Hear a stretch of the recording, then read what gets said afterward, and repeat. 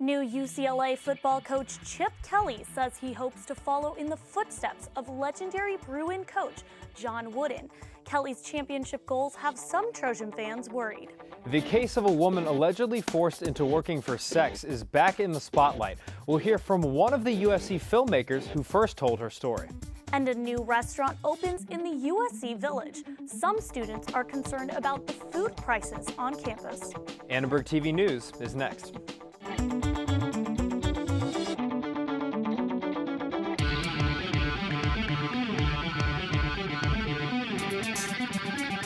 Live from USC, you're watching Annenberg TV News. And the fact that I get a chance to go back to the conference where I kind of learned how to be a head coach, so to speak. There's so many great coaches in this league. There's so many great institutions in this conference. To be a part of it again is really, truly special. UCLA introduces former Oregon coach Chip Kelly to head its football program. Good evening, I'm Sophia Bosk. And I'm Dan Toomey. UCLA hopes the coaching change will end a 19-season drought since its last Rose Bowl game appearance. Annenberg Media's Hannah Wing was at UCLA today to capture the reaction around campus. Hannah? Thanks, Sophia and Dan. UCLA replaced former coach Jim Mora with Chip Kelly in the middle of Mora's sixth season with UCLA. The Bruins hope to have better success under Kelly, who built a championship-caliber program while at the University of Oregon.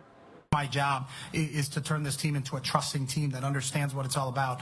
And through that trust and relationships, it grows into friendships and lifelong friendships. Those players are going to find their best friends in that locker room and people that are going to be there for them for the rest of their lives.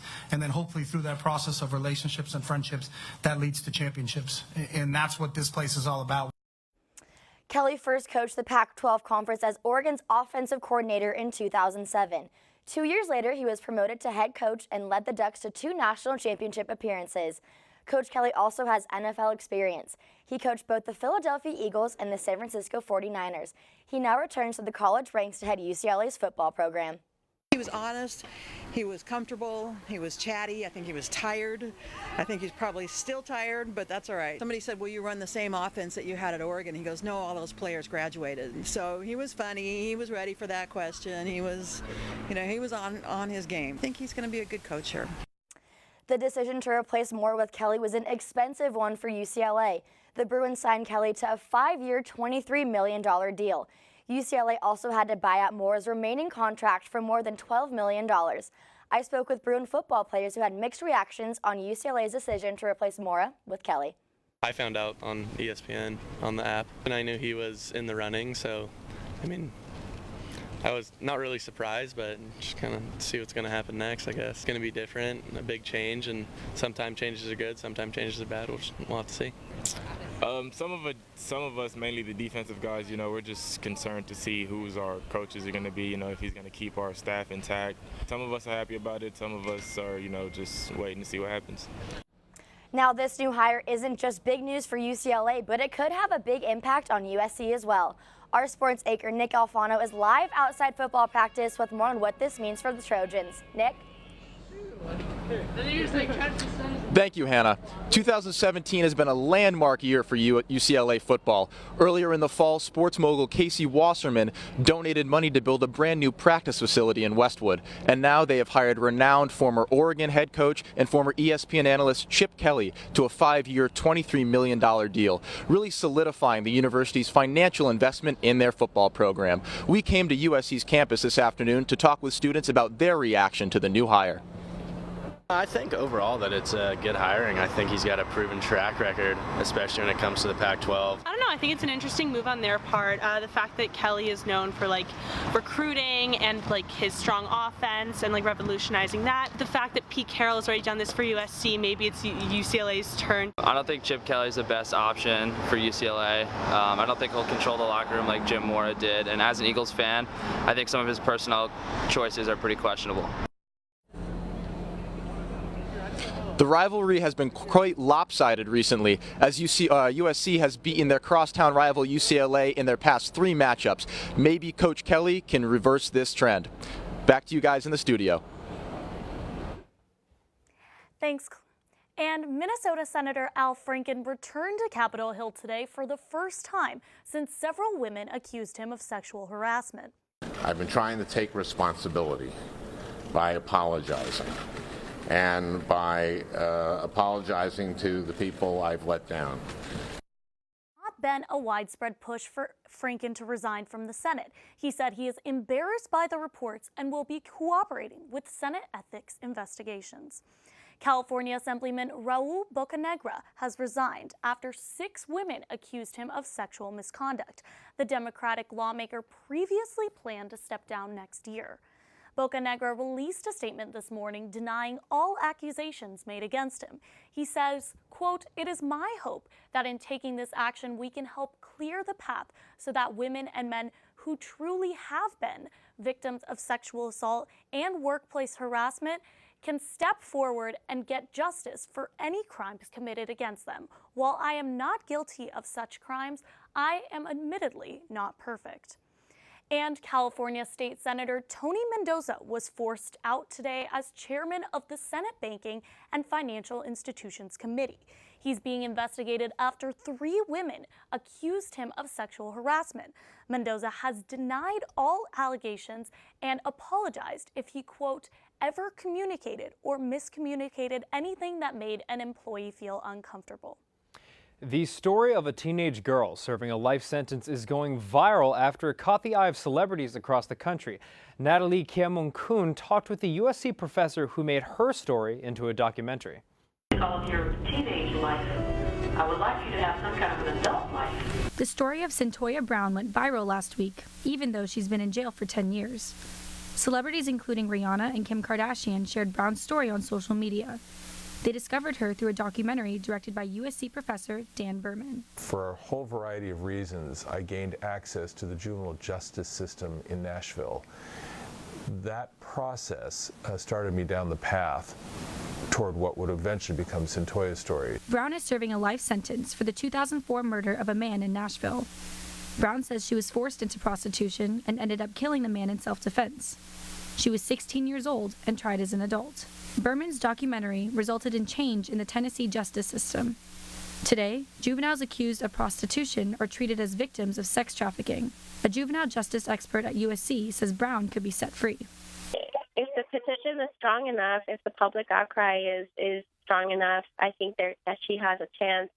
But I think the bigger question is changing people's perception of sexual exploitation of children. Brown is finishing up her bachelor's degree in prison. Berman says what Brown wants is for people to become more aware of sex trafficking. Her capstone project is about a project that she wants to do about sex trafficking to help young women avoid being trafficked. Her agenda through all of this social media stuff is more about message than it is about her freedom. Berman is still in contact with Brown, and they are working on a follow-up documentary of her progress. For Annenberg Media, I'm Natalie Kiamun-Kun. Coming up, Ground Zero will host its final open mic night before closing for renovations.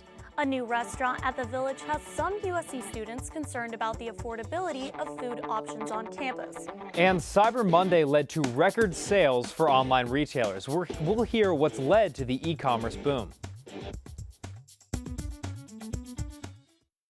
Recently, our country has witnessed catastrophic devastation. Hurricanes and flooding have upended lives and livelihoods. Across this great country, Americans have answered the call. That special calling that compels us when others are down, to step up and do whatever it takes. America's at her best when, against all odds, we come together and lift each other up. Please donate to oneamericaappeal.org. America needs you. Thank you. Thank you. Thank you. Thank you. Thank you. Listen, I realize that I'm not perfect, but it all really started to change because you judge me for having a problem. No one is going to know that I need help. I need help. I know that no one is going to judge me for having a problem. I realize that I'm not perfect, but it all really started to change because you listen. Bye-bye. Hi. Hoping for a crisp breeze to help keep you alert. Oh, he took a sip of water too. That'll probably help. You were probably going to turn down the radio too, so you could focus, right? probably okay isn't okay. Right. If you see a warning sign, stop and call a cab, a car, or a friend. I think the water line is what really drove it home. I blew on him. Cyber Monday is winding down. It's historically a huge day for online deals, but online shopping seems to be taking over the entire holiday season. Online profits are predicted to reach more than $100 billion, a 14% increase over this time last year. Now, this will mostly benefit retailers that rely on online and mobile purchases. While buying on mobile platforms is becoming more popular, shopping from your desktop is still expected to be consumers' #1 choice. We spoke to one marketing professor in the Marshall School about how the holiday season is going cyber. Over the past 2 years, visits to stores on Black Friday have declined. Now, I think what you also see is some of the brick and mortar stores also having online shopping available. So the extent to which they can capitalize on online shopping will keep them afloat. Retailers and online retailers are reaching out earlier during the holiday season to get people to buy before Black Friday. Online shopping today is expected to bring in almost $7 billion. Cyber Monday has outperformed both Black Friday and any day over Thanksgiving weekend for the past 3 years. It feels a little bit more like the holidays, and it's definitely started to get a little cooler. Lindsay, what can you tell us about the weather? Thanks, Sophia. It's the last week of the semester here at USC and my last week of my college career. I want to take a moment and say thank you to all the students and faculty here at the Media Center for their help and support the past 3 years. I'm going to miss you guys. Now let's take a look at your current conditions. Outside right now it's 63 degrees, cooling down a lot and pretty windy outside. During the day today it was 67, very cold for Los Angeles. Looking down at Big Bear and in the desert, as you can see it's still getting cold in Big Bear but no snow yet. We'll have to wait a bit to see if they're going to have a good snow season. Up into the valley, as you can see, we're going to have a bit warmer in the valley, especially compared here to USC, where it's going to be in the mid to low 70s in the USC area, as you can see right there. Now taking a look at your 5-day forecast, it's going to warm up on Thursday and Friday, almost to 80 degrees, but Saturday onward for the next week or so, it's going to be in the low 70s, even dropping down into the high 60s. Christmas music is playing in the stores, peppermint is in your coffee, and Annenberg Media's Brittany Hope is live at the downtown Los Angeles tree lighting. Brittany, what do you have? That's right, Dan. I'm here in downtown Los Angeles at Grand Park, where it's beginning to look a lot like Christmas. Now, just behind me, this massive 45-foot Christmas tree was lit for the Los Angeles County annual Christmas tree lighting. Now, Los Angelinos started gathering here at 5 o'clock. We're given free Starbucks and free coffee while they watch Christmas carols being played by Brass Pacifica and other amazing local artists. Now, if you didn't have time to make it to the ceremony today, but want to catch a glimpse of these awesome decorations, don't worry, because they'll be up by December 26th. So if you're still getting over Thanksgiving like me, you still have some time. Live from Grand Park in downtown Los Angeles for Annenberg Media, I'm Brittany Hope. Back to you at the desk. It looks beautiful out there. Everybody's getting into that holiday spirit. Right, I'm finally ready. I think I'm ready for Christmas. After Thanksgiving, you're like, now's the time. Yeah, singing carols, all that. Carols since November. Okay, well you can be an exception. So I love it. A very old Italian pasta company opened a new restaurant today at the USC Village. Students lined up out the door to sample the pizza, salads, and classic Barilla pasta. This is the second restaurant in Southern California opened by the 138-year-old company. The USC location is ideal. When I heard that USC was built in the Village, I right away knew that was a place I wanted to be. We look ahead for locations and we try to scout locations that are actually good for our demographic. Prices at the fresh casual restaurant range from $7 to $13. That's about the same as most other restaurants within the USC Village. Some students are concerned about the prices. It seems pricey so far. And so I try not to splurge every day at the Village here. Trader Joe's, I mean, that's the most affordable you could probably get. You could get a full meal for less than $6. The other actual restaurants, probably not so much. It's kind of like on the higher end of like my normal budget, but it's okay. I'm not planning on eating here every single week. Other restaurants set to open this year are Wahlburgers, Kabunga Korean Grill, and Rance's Chicago Pizza. A lot of our news has been about UCLA football, but the Trojans have some big plans ahead as they prep for Friday's championship game. Let's see what's going on with our sports anchor Nick Alfano live at Howard Jones Field. Nick, what do you got? And after the break, I'll be on Howard Jones Field with sports reporter Julia Poe talking about the USC Trojans heading into the Pac-12 championship in Santa Clara against Stanford and possible rumors that offensive coordinator T. Martin may be heading for a head coaching job outside of Southern California.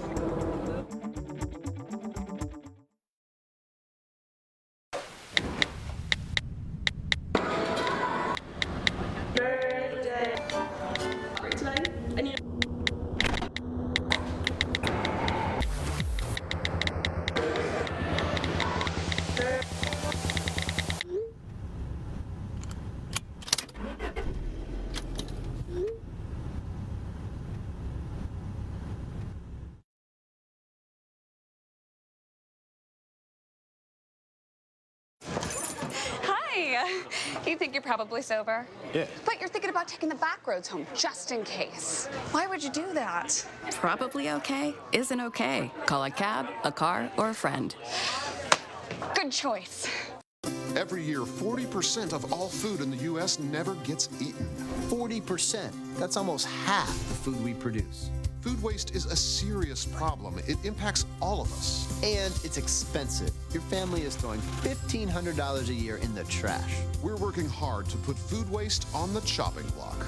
And you can do the same at home. Learn how to cook it, store it, and share it. Just don't waste it.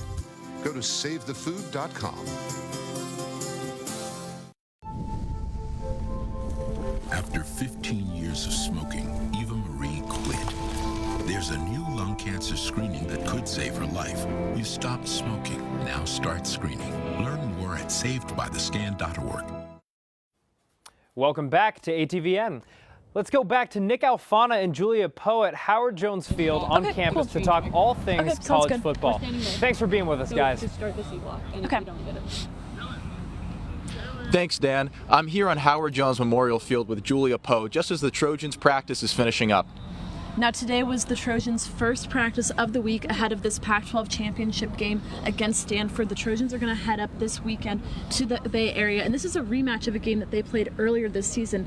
But both of these teams have now faced so many injuries that the rosters that face off against each other on Saturday are going to be completely different than in week 2. Absolutely. For the entire season, the story for this defense has been Porter Gustin, star linebacker who has been sidelined with a series of injuries, and the offensive line really hasn't been much better off. Vianney Tolomaivo will not be back for Saturday's game against Stanford. Both Gustin and Tolomaivo were able to start against Stanford, which was a huge part in the Trojans being able to pull off that rivalry win. And absolutely, and the same thing goes for Stanford with those injuries. Stanford's had a quarterback change since that week 2 loss, and after their week 3 upset loss against San Diego State, they moved on from quarterback KJ Christ to Keller Costello, and that's made a huge difference because Costello has been on fire. Stanford is now 8-1 in those last 9 games since that quarterback change, and it's made all the difference in the world for the Stanford Cardinal. Costello had a huge game against Notre Dame this past weekend, throwing for 4 touchdowns, and it's really improved the offense there up in the Bay Area.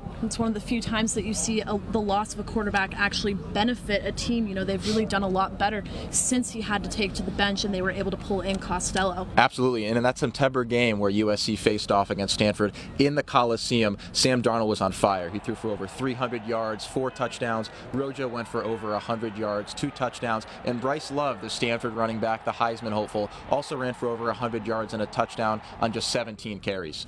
Jones and Love really were these 2 supporting players heading into the season, but now they're household names. They're both in contestants for the Heisman Trophy at this point in the season.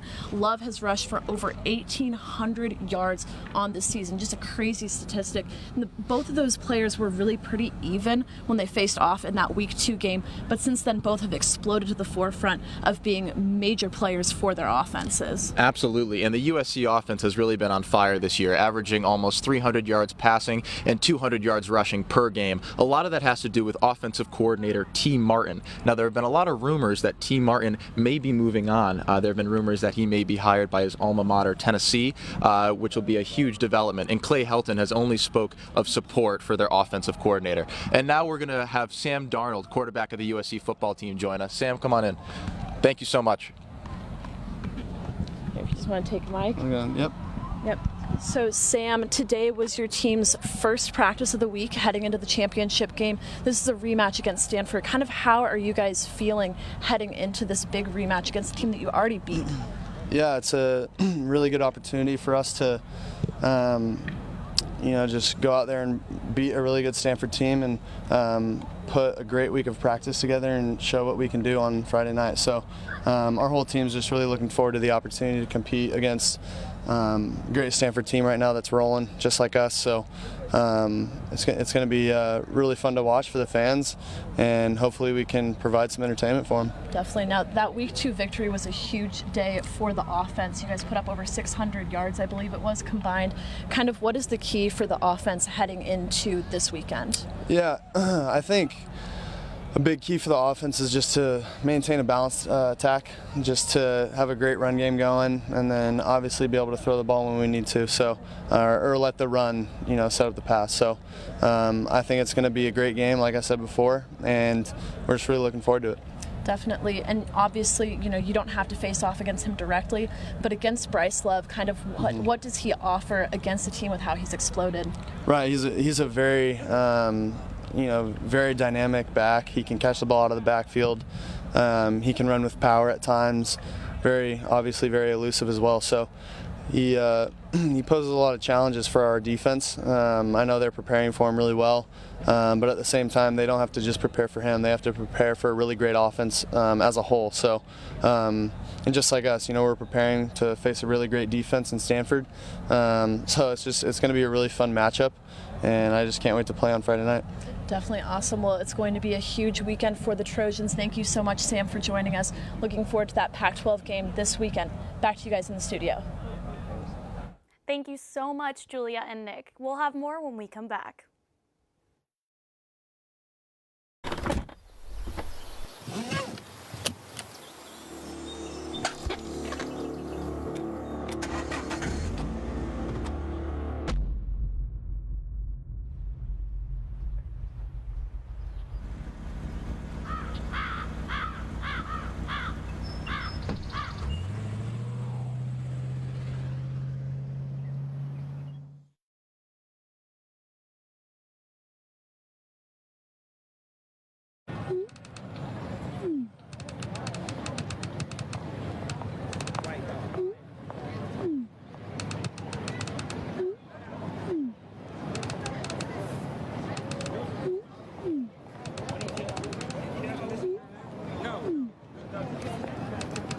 Don't ignore the subtext.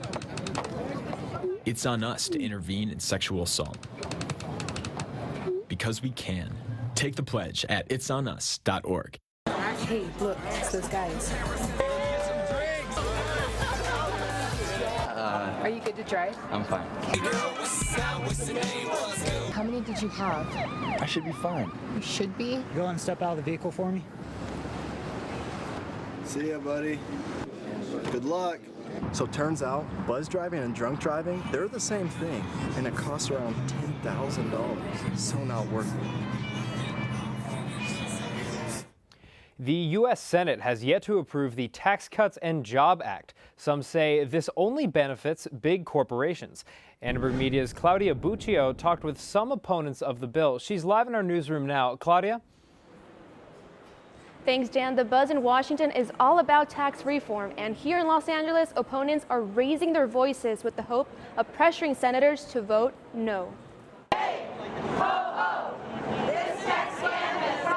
Protesters held signs enchanted outside of Senator Dianne Feinstein's LA office. They want to put a stop to this tax reform proposal. It's going to hurt graduate students. It's going to hurt people with low housing funds. It's going to hurt the medically disabled. It's going to hurt. It's going to knock 13 million people off of health insurance. It's just wrong. The Senate and the House both agree on decreasing corporate taxes from 35% to 20%. It's a tax cut for billionaires, and it doesn't do anything for the middle class and the lower class. Republican lawmakers say the tax plan would create jobs, increase investment, and support middle-class families. But The Tax Cuts and Job Acts could affect PhD students across the U.S. As of now, teaching and research assistants have a tax-free tuition, but under the House's proposal, those tuition waivers would become taxable income. Marie Gillespie is a sixth-year PhD student in clinical science at USC. She is concerned about the future of fellow graduate students. We're the graduate students of America, and this could deface the fabric of higher education as we know it. This was happening in my first year, for example. I wouldn't be able to pursue my graduate studies. Gillespie fears low-income graduate students may not be able to stay in school. So it's one of two circumstances: either drop out or would have to take out a ridiculous amount of loans to repay this tuition. In a statement, the USC Latino Graduate Student Association says, and I quote, "The proposed bill would deter Latinx and other underserved populations from attending graduate school and create further obstacles for us to access higher education." Protesters are asking people to call the representatives to vote no on this tax reform. Graduate student government is meeting tonight to talk about the tax reform bill. Some USC students are organizing a walkout as part of a nationwide movement. They will be meeting by Tommy Trojan on Wednesday at 10 a.m. Sophia, back to you. Thank you, Claudia. London is expecting a royal wedding. The British royal family announced Prince Harry's engagement to American actress Meghan Markle. Markle is known for her role on the TV show Suits. Prince Harry proposed earlier this month, and the couple plans to marry this spring. Harry is fifth in line to the throne. He himself designed the ring. It shows off 2 diamonds from his late mother, Princess Diana. Tonight, Ground Zero will be kicking off its last open mic night before remodeling begins in the spring. Ground Zero may be finished remodeling as early as next July. The rest of the week is full of final events. On Tuesday night, there will be an improv show. On Wednesday, there will be a special guest speaker, and on Thursday, there will be a mindfulness session. Ground Zero will be an open study space the following week. And we just wanted to thank Lindsay so much for being on all facets of ATVN, from directing to on air. You guys are too sweet. I'm going to miss you guys. Oh, we're going to miss you here too. You're the future of Annenberg Media, so treat it well. Give it all you got. Thank you for watching Annenberg TV News. From everyone here at Annenberg Media, I'm Sophia Bosk. And I'm Dan Toomey. You can watch us on the web at uscannenbergmedia.com. Good night.